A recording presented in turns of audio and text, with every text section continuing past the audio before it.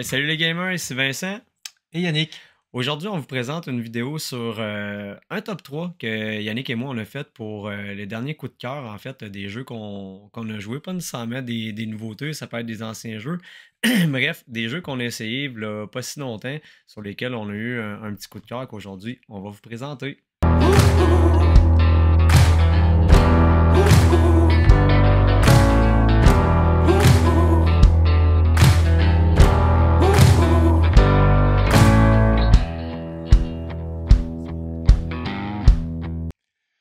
Ok, alors Vincent, est-ce que tu commences?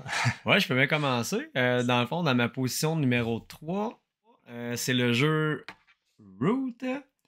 Donc, Root, je l'ai essayé une ou deux fois.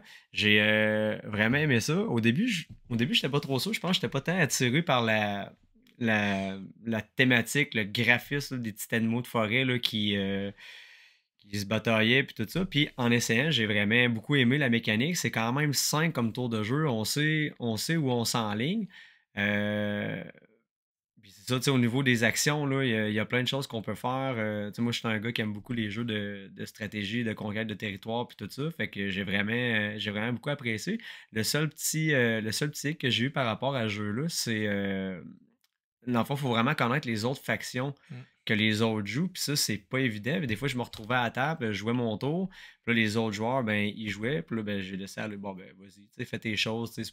Mais tu sais, je savais pas du tout là, ce qu'il y avait à faire. Puis je connaissais pas les mécaniques. Mais je pense que quand on comprend toutes les factions qui sont jouées, je pense que c'est plus facile de jouer telle carte dans un bon temps. Puis de faire les bonnes actions au moment opportun parce qu'on connaît ce que les autres factions font.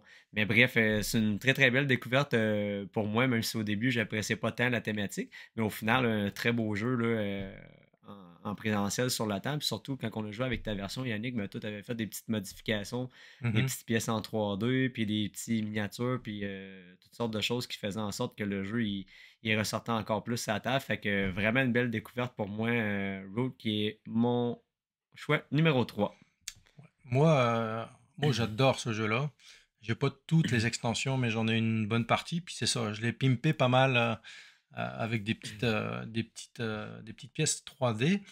Euh, Comme tu dis, effectivement, l'inconvénient de ce jeu-là, c'est que si tu connais pas le principe de fonctionnement des autres factions, ça devient un petit peu compliqué de savoir comment les adversaires vont marquer des points et puis un petit peu plus compliqué de les contrer. Mais les mécaniques de base sont les mêmes pour tout le monde. Après, chaque faction, effectivement, a sa façon de marquer ses points. Mais moi, il est sur mon podium, moi, Route. Il a toujours été. C'est un jeu que j'ai acheté depuis un bon moment déjà. Puis, j'ai pas l'occasion d'y jouer vraiment beaucoup, mais j'ai toujours beaucoup de plaisir à y jouer. Pour ma part, moi, mon numéro 3, c'est pas un gros jeu, même si je sais pas si on peut dire que Root, c'est un gros jeu, c'est quand même un jeu quand même un petit peu complexe, là. Moi, mon numéro 3, ben, c'est un petit jeu, et puis il s'agit de Parks. Alors, Parks, un jeu où on représente un randonneur, et puis au fil de nos trajets, ben, on va visiter des parcs nationaux. Donc, on a possibilité de réserver ces parcs nationaux et puis après de les visiter. Et chaque parc qu'on va visiter, ça nous donne des points de victoire. Sachant que moi, je le joue toujours avec les extensions. Il y a deux extensions avec lesquelles je joue. C'est Nightfall et puis l'autre, je ne l'ai plus en tête. Ça va pas bien. Enfin bref, la deuxième, c'est je l'ai plus en tête. Mais c'est pas grave. Ça rajoute pas énormément de complexité à ce jeu-là, puisque la mécanique de base reste la même. Ça juste rajoute un petit peu de profondeur. C'est ça. Park, c'est un jeu que j'aime beaucoup. J'ai toujours plaisir à ressortir. Euh, c'est un jeu jusqu'à 5 joueurs, me semble, oui. 5 joueurs. Et puis, il y a quand même un petit peu d'interaction avec les autres joueurs aussi. J'aime beaucoup les jeux où on a de l'interaction avec les autres joueurs. Parce que, ben, effectivement, si on va prendre une partie du sentier, l'autre ne peut pas y aller, ou alors il va falloir qu'il brûle son feu de camp pour pouvoir aller faire la même action que vous. Il y a des tuiles qui vont permettre de faire des actions bonus supplémentaires. Euh, Toujours beaucoup de plaisir à jouer à Parks, un jeu qui joue en plus assez rapidement. Donc, mon coup de cœur numéro 3 depuis longtemps, je dirais. Il n'est pas sur mon podium des mes jeux préférés, mais j'ai toujours beaucoup de plaisir à jouer à Parks. Moi, j'ai joué une fois à Parks, mais j'ai vraiment beaucoup aimé. Je pense que j'avais juste pas compris la mécanique que tu as expliqué, là, que quand on arrivait à la fin, on était bloqué. Là, je m'enlignais pour Mhm. faire un énorme combo pour finalement que ça donne absolument rien. Là. Mais non, j'ai vraiment beaucoup aimé. Puis honnêtement, au niveau graphiste, là, j'aime ça, Ouais, les couleurs, tout ça. Je le trouve vraiment très beau, le jeu, là, oui, honnêtement. Là. Très, effectivement, il y a très des beau. très Là. belles illustrations. C'est pas des photos, mais c'est des illustrations qui sont vraiment très belles. Et puis chaque carte est différente. Donc c'est un jeu qui présente bien en plus. Effectivement. Donc Vincent, ton numéro 2 c'est? Ouais, pour mon top 2 c'est le jeu Dice Throne. Donc, Dice Throne, c'est un jeu d'affrontement où ton adversaire, vous avez différents personnages. Là, là, on a la boîte numéro 4 ici, mais il existe une panoplie de boîtes pour la saison 1, 2, 3 qui est Marvel. Donc, tu peux choisir une boîte qui inclut deux personnages. Donc, on prend chacun un personnage et le but, c'est de descendre les points de ton adversaire à zéro. Donc, t'as des cartes en main. Tu as ton plateau personnage qui a différents pouvoirs dessus et tu as des dés à brasser, un petit peu comme une mécanique de Yahtzee. Donc, tu as le droit à trois relances de dés et tu essaies de faire un combo avec tes dés. Soit une suite, soit avoir plusieurs symboles qui vont rejoindre les attaques ou les pouvoirs de ton personnage. Donc, quand tu utilises tes dés, le but c'est de descendre les points du personnage adverse à zéro pour gagner avec tes habiletés. Fait qu'au fur et à mesure du jeu, tu auras d'utiliser des cartes, soit pour contrer les dés de ton adversaire, rebrasser ses dés, rebrasser tes propres dés. Tu peux améliorer tes propres capacités. Puis ça, c'est dans la version 1 contre 1. Parce qu'il existe une variante où tu peux jouer en 2 contre 2, tu peux jouer en roi de la montagne, 1 versus 1, tu peux jouer en 3 équipes de 2, tu peux jouer en bref, il y a différents modes de jeu. Et ce qui est le fun, c'est que toutes ces boîtes-là qui sont cumulées, en fait, tu peux l'utiliser dans une version coop qu'on appelle le Dice Throne Adventure. Donc, dans le Dice Throne Adventure, tu choisis tes personnages, tu es dans un donjon et tu essaies de passer à travers le donjon en évoluant tes personnages et combattant différents monstres. Bref, un jeu d'affrontement qui est quand même très, très simple à comprendre, facile à sortir, facile à ranger aussi. Fait que, tu sais, c'est un jeu que tu peux montrer en début de veillée ou en fin de soirée où tu te casses pas la tête. Mais vraiment un très bon jeu. Puis beaucoup de rejouabilité parce que tous les personnages ne se ressemblent pas du tout. C'est toutes des mécaniques différentes. Peut-être qu'il y a des personnages qu'on. Il y en a qui trouvent qu'ils sont moins forts. Ça va toujours dépendre, en fait, c'est quoi contre quel personnage tu vas jouer qui va faire en sorte que ton personnage va être plus fort, moins fort ou égal. Bref, une très belle découverte ce Dash Throne-là, autant pour les néophytes que les joueurs avancés. Bref, une belle découverte. Effectivement, moi, il n'est pas dans mes jeux préférés, il n'est pas dans mes coups de cœur, mais bon, en fait, on a la saison 1 ici, et puis on a joué beaucoup au début, qu'on l'avait, là, ça fait un moment qu'on n'a pas joué. On joue avec les enfants, donc c'est vraiment un jeu qui est abordable pour tous les niveaux de jeu. Euh, Puis c'est un beau jeu, là, ça présente bien, les personnages sont bien faits, c'est complètement asymétrique, donc il y a pas mal de rejouabilité aussi. Donc, ouais, un bon coup de cœur numéro 2. Pour ma part, mon numéro 2, alors on va retourner quelques années en arrière, mais c'est un jeu que j'ai découvert il y a quelques semaines seulement. C'est un jeu que ça faisait longtemps que j'avais envie d'y jouer, mais je jouais essentiellement à la maison avec ma conjointe, puis ce thème-là, faut pas lui en parler. Donc, j'avais pas eu l'occasion d'y jouer. Puis, pendant une soirée de jeu, il y a quelques semaines, il y avait une soirée de jeu organisée. Puis, il y avait ce jeu-là. Donc, j'avais dit, bah, moi, je l'essaierai bien. Je le connais pas. Mais donc, le groupe avec lequel je jouais m'a dit, ah, bah, pas de problème, on va t'expliquer les règles. C'est vraiment pas compliqué. Et ce jeu-là, donc, c'est un jeu de 2015. Donc, il date pas d'hier. Hein, il est quand même à 9 ans. Et c'est Zombicide Black Plague. Alors, un jeu de zombies. Il en existe quand même pas mal. Euh, Pourquoi j'ai aimé beaucoup Zombicide, pourquoi ça c'est un coup de cœur pour moi?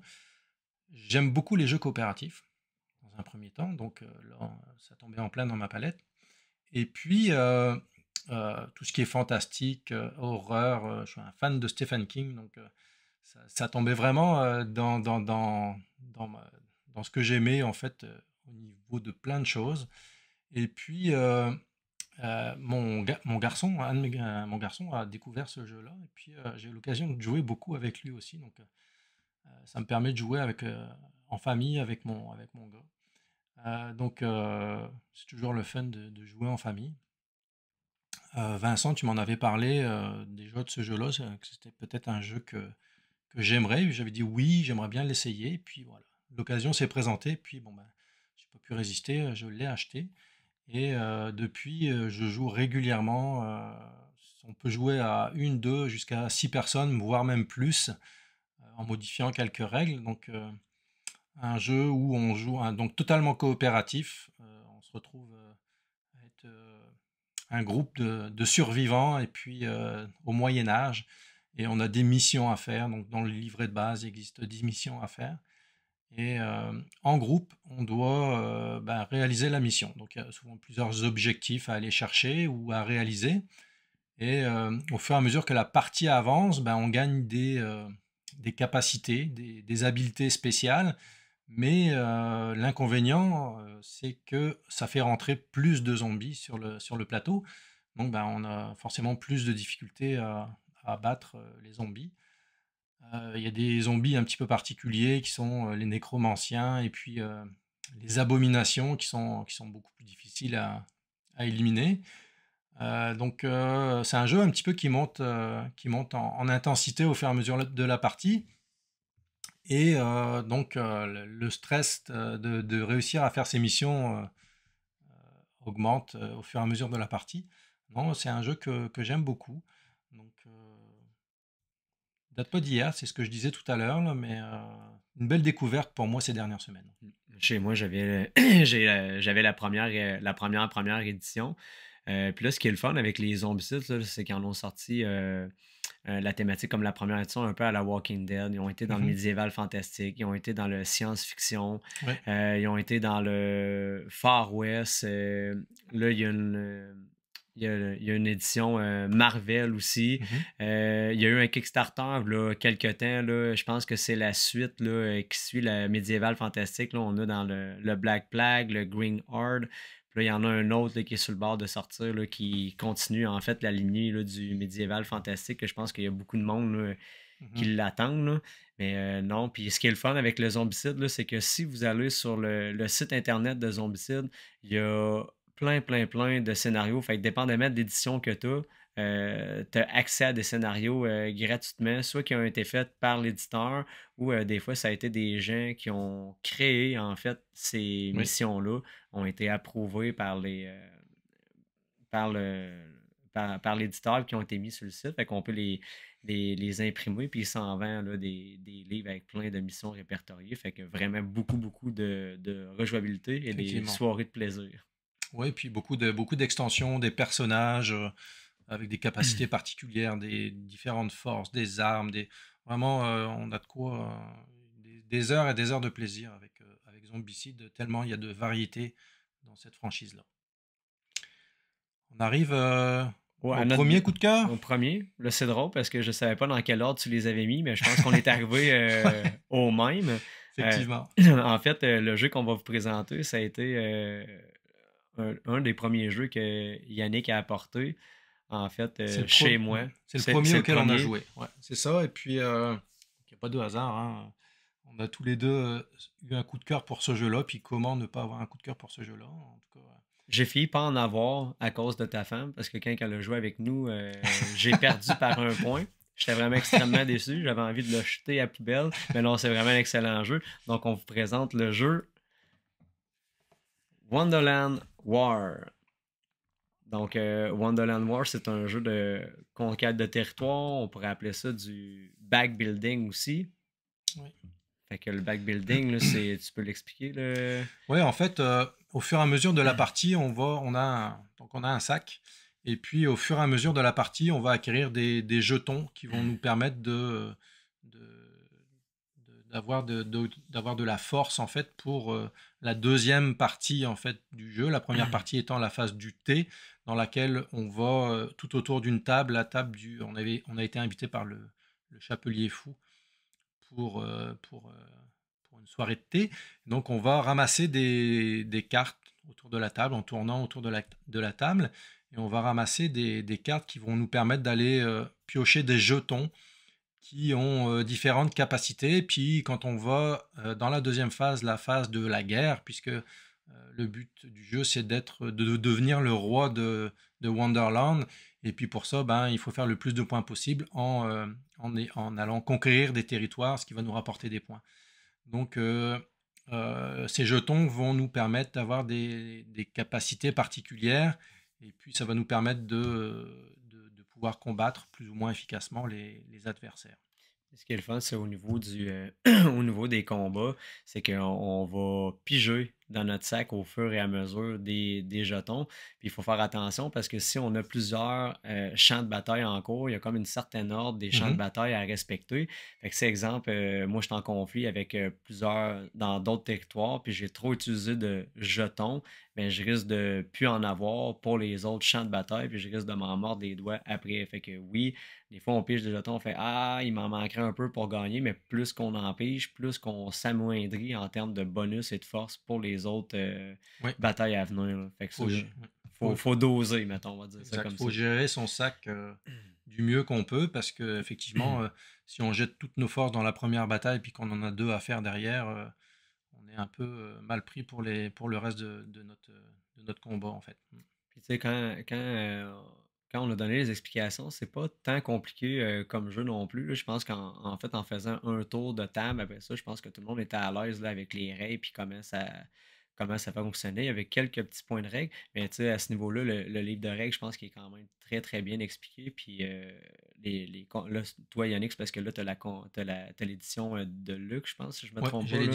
l'édition de luxe, effectivement. Avec les figurines, puis c'est vraiment très, très beau sur la table. Les couleurs sont magnifiques, les illustrations. Au niveau design, là, j'ai que du bien à dire de ce jeu-là. Il y a eu un petit inconvénient, des fois, le petit point faible qu'on peut reprocher à ce jeu-là, c'est il y a certains personnages qui sont peut-être... C'est un jeu asymétrique, donc chaque personnage a ses capacités. Et il y a des personnages qui sont quand même un petit peu au-dessus des autres. Donc ça a été corrigé dernièrement. Ils ont fait une deuxième campagne Kickstarter en 2022.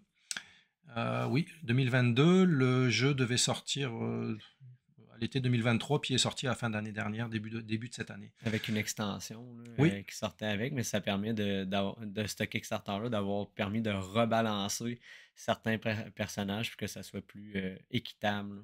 Effectivement. Parce que, tu sais, dépendamment des personnages, même si on ne les joue pas tous de la même façon, oui, effectivement, il y a des personnages qui sont très avantageux. Que ceux qui savent jouer versus ceux qui ne savent pas jouer du tout, ben c'est sûr que ça leur donne un avantage. Nous, on était chanceux parce que ceux avec qui on était à l'entour de la table, il y avait toi, il y avait Valérie, je pense, qui avait joué une ou deux fois, mais en dehors de ça, c'était tous des nouveaux joueurs. Mais je pense que c'est il n'y avait pas de joueurs expérimentés dans le jeu, donc ça c'est quand même resté très équilibré là, au niveau de la partie. Je veux toujours ma revanche, par exemple. C'est sûr que je veux ma revanche parce que perdre par un point comme ça, là, ça se fait pas. C'est sûr. Tu vas l'avoir, c'est sûr. Donc on va se revoir pour une prochaine vidéo. À bientôt. Salut. Bye.